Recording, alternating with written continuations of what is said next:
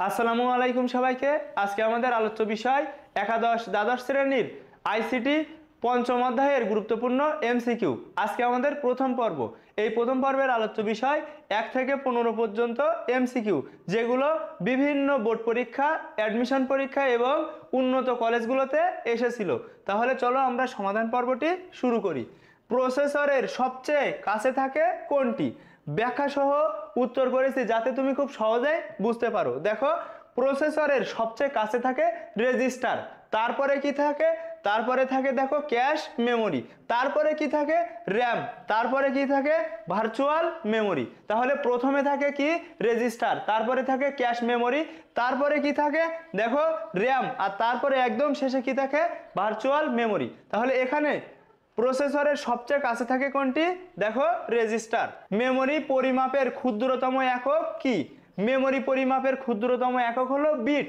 দেখো, তারপরে বৃহত্তম একক হলো টেরাবাইট, ক্ষুদ্রতম বিট আর বৃহত্তম টেরাবাইট।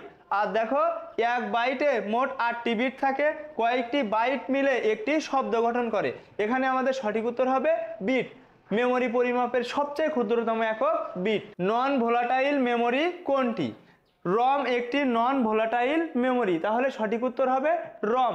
এখানে দেখো, যেসব মেমোরিতে কম্পিউটার বন্ধ করার পরেও ডেটা সংরক্ষিত থাকে তাকে নন ভোলাটাইল মেমোরি বলে। অর্থাৎ তুমি কম্পিউটার বন্ধ করেছো, তারপরেও যে ইনফরমেশনগুলো থেকে যাবে সেটাই কিন্তু নন ভোলাটাইল মেমোরি।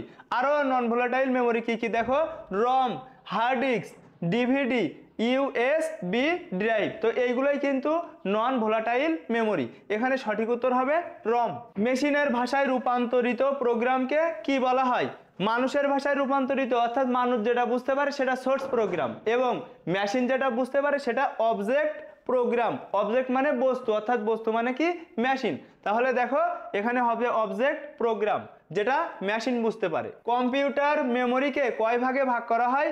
2 ভাগে ভাগ করা হয়, স্থায়ী মেমোরি ও অস্থায়ী মেমোরি। এখানে সঠিক উত্তর 2। নিচের কোনটি অস্থায়ী মেমোরি? দেখো, অস্থায়ী মেমোরি হচ্ছে র্যাম, আর স্থায়ী মেমোরি হচ্ছে ROM, USB drive, hard disk, এগুলো স্থায়ী মেমোরি। এখানে সঠিক উত্তর র্যাম। কোনটি অবজেক্ট ওরিয়েন্টেড প্রোগ্রামিং ভাষা? C plus plus, Java, Simula, Smalltalk, C sharp, Python, Ruby, PHP, এই সবগুলো কিন্তু অবজেক্ট ওরিয়েন্টেড ভাষা। তো এর থেকে এখানে কোনটা রয়েছে? দেখো জাভা, তো জাভাটাই সঠিক উত্তর। সফটওয়্যার তৈরির জন্য কি প্রয়োজন? সফটওয়্যার তৈরির জন্য কম্পিউটারের ভাষা প্রয়োজন। সঠিক উত্তর কম্পিউটারের ভাষা। পলিমরফিজম নিচের কোন ভাষার বৈশিষ্ট্য? এখানে দেখো, বর্তমানে আধুনিক সি প্লাস প্লাস এ নিম্ন স্তরের স্মৃতি ম্যানিপুলেশন সুবিধা ছাড়াও অবজেক্ট ওরিয়েন্টেড, জেনেরিক এবং বিভিন্ন কার্যকারী ফিচার আছে। দেখো, অবজেক্ট ওরিয়েন্টেড কিসে আসে? C plus plus. এখানে সঠিক উত্তর সি প্লাস প্লাস। পাইথন কোন ধরনের ভাষা? পাইথন কোন ধরনের ভাষা হবে? দেখো, মানুষের জন্য সহজে বোধগম্য ভাষা হচ্ছে হাই লেভেল বা উচ্চ স্তরের ভাষা, যেমন C, C plus plus, BASIC, Pascal, Fortran, Python, ALGOL, Oracle, Java. তো দেখো, এখানে রয়েছে পাইথন। এই পাইথন কিন্তু হাই লেভেল ল্যাঙ্গুয়েজ বা উচ্চ স্তরের ভাষা।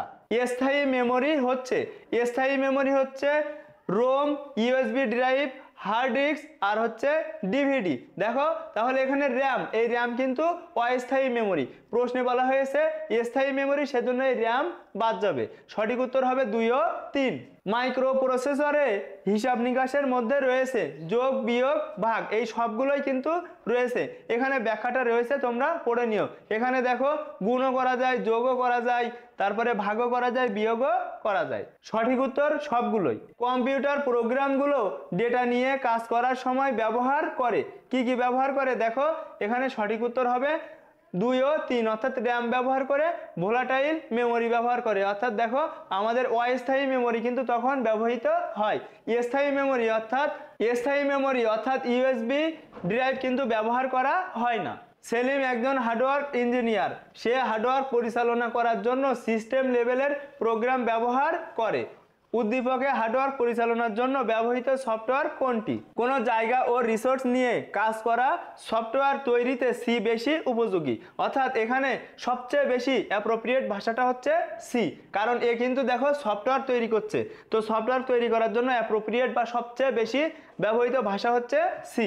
উদ্দীপকে উল্লেখিত প্রোগ্রামের মাধ্যমে নিয়ন্ত্রণ করা যায়। দেখো এখানে নিয়ন্ত্রণ করা যাবে, সি এর মাধ্যমে নিয়ন্ত্রণ করা যায়, কিবোর্ডও নিয়ন্ত্রণ করা যায়, প্রিন্টারও নিয়ন্ত্রণ করা যায়, ওয়াশিং মেশিনও নিয়ন্ত্রণ করা যায়। অর্থাৎ এখানে সঠিক উত্তর সবগুলোই। দ্বিতীয় পর্ব দেখার আমন্ত্রণ জানিয়ে প্রথম পর্বটা এখানেই শেষ করছি।